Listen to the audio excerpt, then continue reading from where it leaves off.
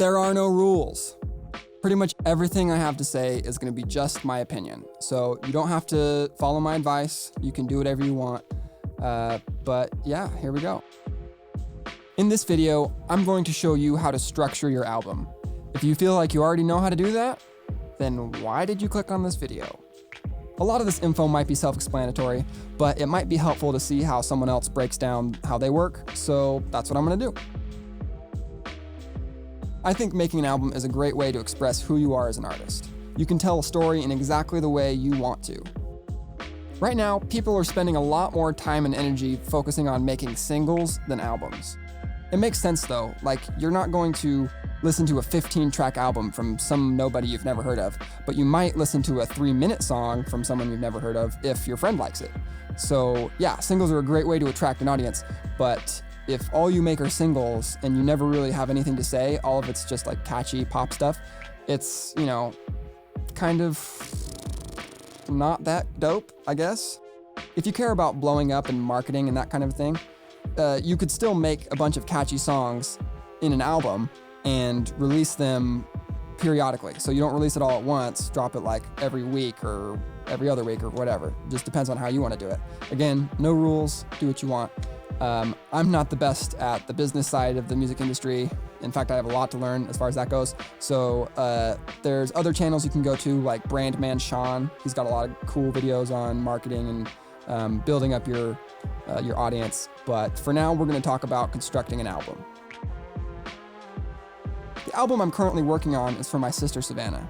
She is a talented actress and singer. She just needs someone like me to write and produce for her. So that's what we're going to do.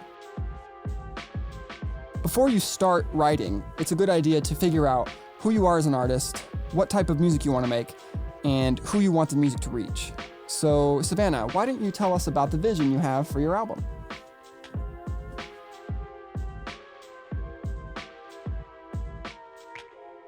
Hello. So I'm Savannah. I am Zach's sister. For this album, I wanted it to be kind of in the indie pop genre. That's my favorite genre. And we have a little bit of a hip hop influence, which I think is pretty groovy. I really want my music to heal people, to change their lives. I just think that all music should have a message and should have meaning in somebody's life. I know that I had a rough time my senior year of high school, and music was the reason that I got better. I listened to a lot of music by Glass Animals and some Billie Eilish songs, and I want to use that as an influence in my type of music, to be able to reach people in that age category of like 16 to 20, kids my age who have been struggling with depression and anxiety and uncertainty about their lives. And I think that my music can serve as a really good healing medium for that.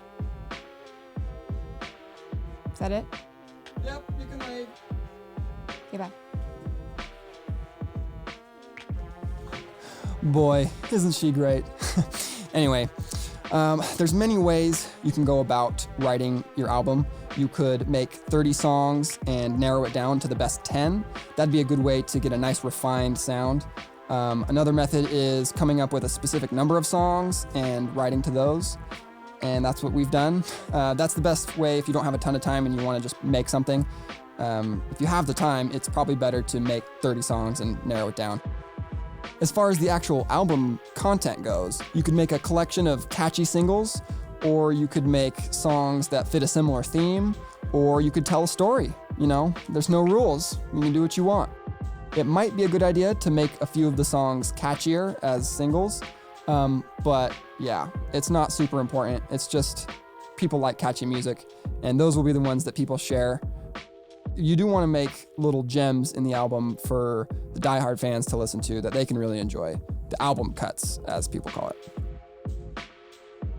If you are trying to tell a story, try to make a song for each impactful or important moment in the story. The story could even be added after the songs are created. It really doesn't matter. That's kind of what we did. We wrote songs. I think we wrote a couple songs that had a similar theme, and then we came up with other songs that would fill out the story, and I'll explain what those songs are in a second. The story doesn't have to be super complex. It could be as simple as boy meets girl, girl doesn't like boy, boy is sad. It helps to write from your own experiences, but it doesn't have to be 100% truthful.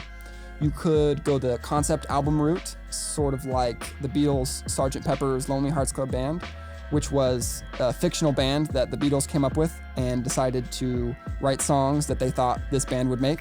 So, I mean, it's the Beatles, but it's totally different from their old stuff, their other stuff. You don't necessarily have to go that abstract with it. Skits can be added to increase the production value or add to the narrative, but it's not really that necessary. It's just kind of fun if you want to do that. We're probably gonna make a few skits, but maybe not. I don't know. It doesn't matter. We're gonna mess around and have fun. And that's really what this is all about, is not getting too serious or bogged down by like the technical aspects. Like, just pump stuff out, like just make stuff and you'll get better. Anyway, this is the story of our project. We meet a female protagonist. She is hopeful for the future, but is timid and shy because of some ambiguous things that have happened in the past. This is our first song called My Own. We'll try to make the song touch on all of these emotions and thoughts. We come to find out that this lonely lady has some serious aspirations. She wants to blow up. She wants to be famous. Who doesn't in this day and age, right?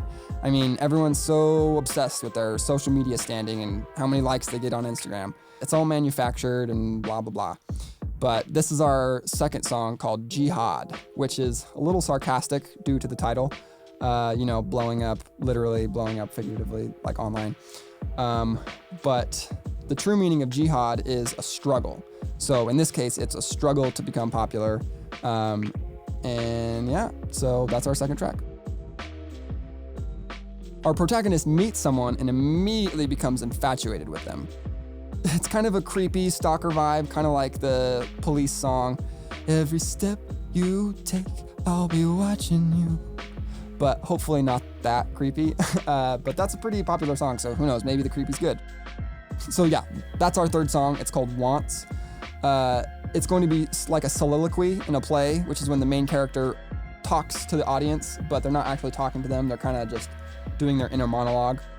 Come on, dude, talk correctly.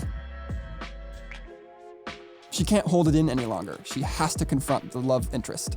And this is our fourth song called Call Me. It's a little catchier than the others, and we just recorded it yesterday, actually, and it sounds super good, if you ask me, but I'm biased, so don't ask me. Right here, we'll probably put in a skit about the love interest rejecting the advances of the protagonist, and this information is upsetting to the protagonist, which brings us to our fifth song called Frigid. And in this song, the protagonist is begging and pleading with them, trying to change their mind, but the love interest just isn't having it. This really takes a toll on our codependent protagonist. She internalizes the negativity and takes it out on herself. And that song's called Insecurity. That's the sixth track. After breaking down, our protagonist builds herself back up. Despite what has happened, she is able to move on and becomes confident again and is trying to take control of her life. And that's our seventh track called Control Freak. This is kind of what we were talking about with dealing with depression and anxiety. You know, sometimes something bad happens that you don't really have a reason for, and you just have to move on and get past it. It's not the best advice, but fake it till you make it, it kind of does work. Although she is having to fake it till she makes it, she's still upset at the manufactured happiness that people have, especially on social media and Instagram. Everyone posts the best moments of their life. So when you're scrolling, it looks like everyone's life is better than yours, when really they're hiding all of the negative things that they don't want to share. This brings us to our final song, which is called Faux Positivity. At the end of the record, she still has a lot of growing up to do, but she has grown and hopefully learned from her mistakes, but I guess we'll see with the next album. And this is just the plan. We're not gonna stick to it 100%. We might change things, add skits. It's not set in stone, and the plan shouldn't be set in stone. You should figure it out as you go. What matters most is that you're getting the practice and doing something. Once you finish a project, you'll learn so much and already know how you can improve the next one. But if you never complete anything, you'll never get better at it. So you gotta just do it. Just put yourself out there. Maybe don't upload every single rough draft that you made. Go ahead and put work into it and spend time revising and editing. But it comes to a point where you just have to put it out. You're never gonna be super satisfied with it, especially if you're like me, super insecure and introspective, where you overanalyze everything. You just gotta put it out. And that's what we're doing with this album. We plan to release the album on May 1st. And speaking of that, setting a deadline is one of the best ways to make sure the album gets completed. Because if you just say, oh, I'm working on an album, it may never come out. You're working on it for 6 years. But if you give yourself a deadline, so May 1st, tell people about it, like I am, it makes it real, and it makes it so there's actually stakes involved and you have to finish it. It also allows you to plan out when you're gonna do the writing, when you're gonna do the producing, when you're gonna do the recording, when you're gonna do the mixing and the mastering, which you might not do those things, but I'm gonna talk about those later in later videos. Let me know if you have any questions or comments or whatever, like, subscribe, all that stuff. Hope you liked the video. And the next video is going to be about songwriting. So stay tuned.